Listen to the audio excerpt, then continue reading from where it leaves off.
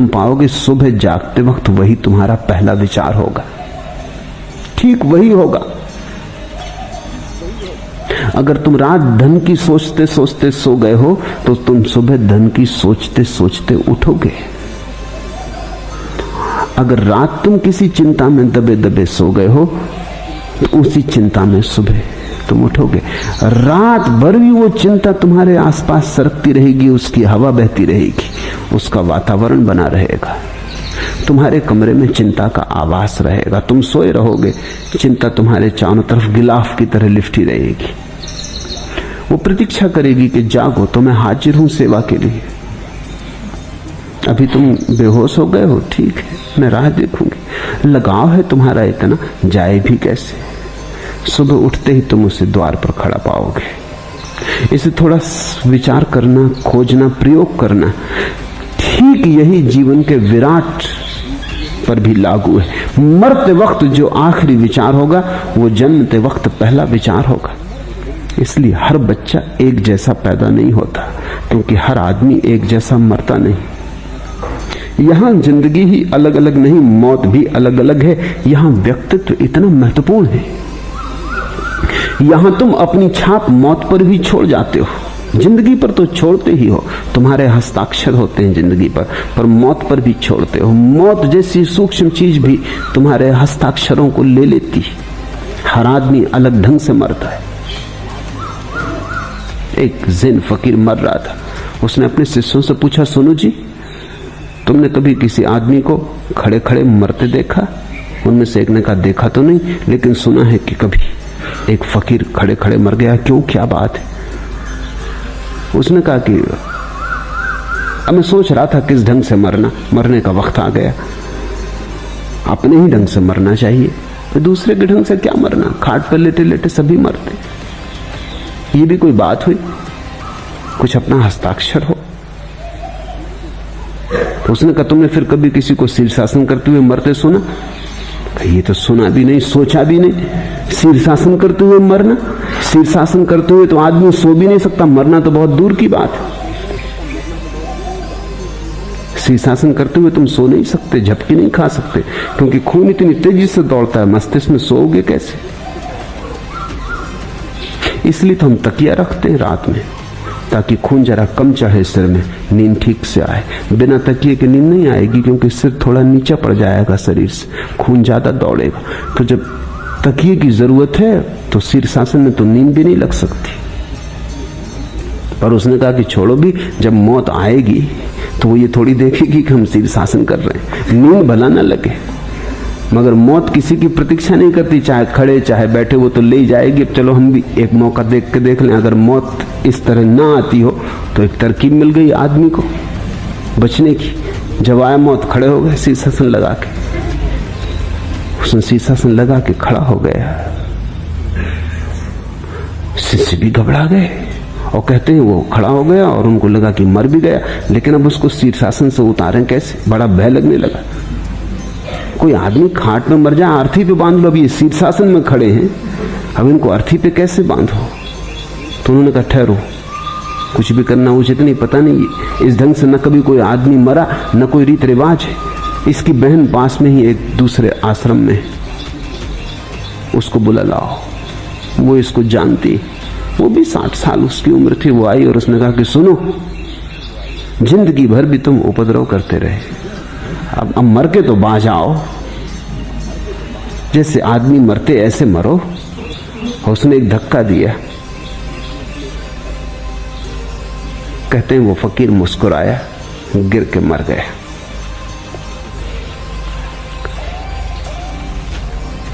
हर आदमी की मौत भी अगर तुम बहुत गौर से देखो तो उसमें तुम विशिष्टता पाओगे। कोई रोता चीखता मरेगा, कोई शांत मौन मरेगा, कोई गीत गुनगुनाता मरेगा, किसी के पास तुम्हें लगेगा कि नृत्य चल रहा है, एक संगीत बज रहा है, एक ओंकार की ध्वनि हो रही। किसी का चेहरा तुम पाओगे मर के कुरूप हो गया, और किसी का चेहरा तुम पाओगे ऐसा सुंदर कभी भी न था।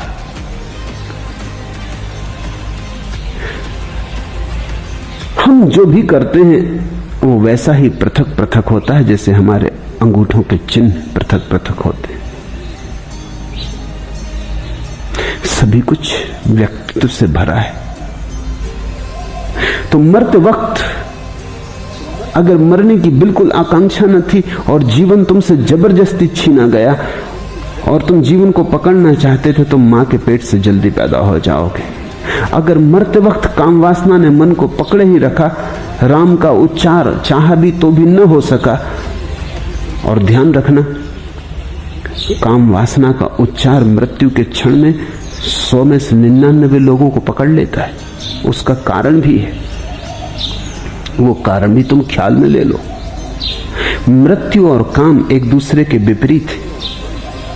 जन्म होता है काम से और मृत्यु से अंत होता है जन्म का। तो जन्म है यानी काम। जिस ऊर्जा को जन्म में काम वासना मुक्त करती है, मृत्यु में वही ऊर्जा सिकुड़ती है और नष्ट होती है। स्वभावतः काम वासना मृत्यु को अपना दुश्मन मानती है। इसलिए तो कामी पुरुष बूढ़ा नहीं होना चाहता, सदा जवान रहना चाहता। कामी स्त्री अपनी उम्र झूठी बताने लगती।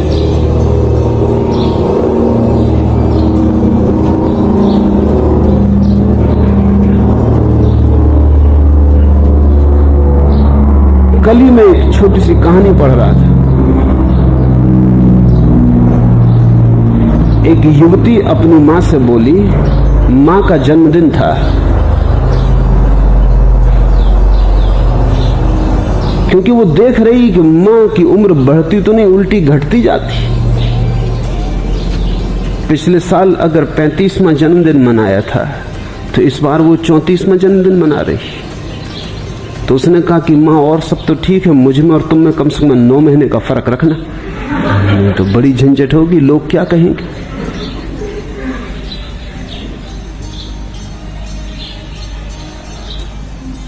स्त्रियों की उम्र ठहर जाती है कहीं ना कहीं, फिर वो 2-2 साल 3-3 साल में 1-1 साल बढ़ती, बड़ी झिझक के बढ़ती, बड़ी मुश्किल से बढ़ती। बुढ़ापे का भय। पश्चिम में स्त्रियां बच्चों को दूध नहीं पिला रही, क्योंकि दूध पिलाने से स्तन बूढ़े हो जाते।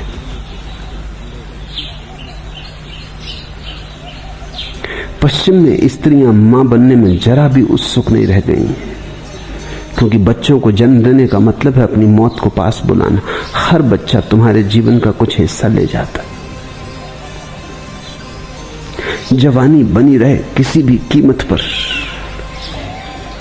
काम वासना बुढ़ापे से भयभीत है, क्योंकि फिर बुढ़ापे का जब कदम उठ गया तो फिर मौत ज्यादा दूर नहीं। बुढ़ापा आ गया तो कब्र फिर कितनी दूर रही। मरघट के द्वार पर तो आ ही गए, अब ज्यादा देर न लगेगी। अगर बचना हो तो पहले बुढ़ापे से बचना चाहिए, तो फिर मौत से शायद बचना हो जाए। आदमी की कथाओं में, सारी मनुष्य जाति की कथाओं में तुम ऐसे लोग पाओगे जो मरे नहीं। वो हमारी काम वासना के प्रतीक है। कोई अश्वत्थामा मरता ही नहीं, कोई आल्हा उदल मरते ही नहीं।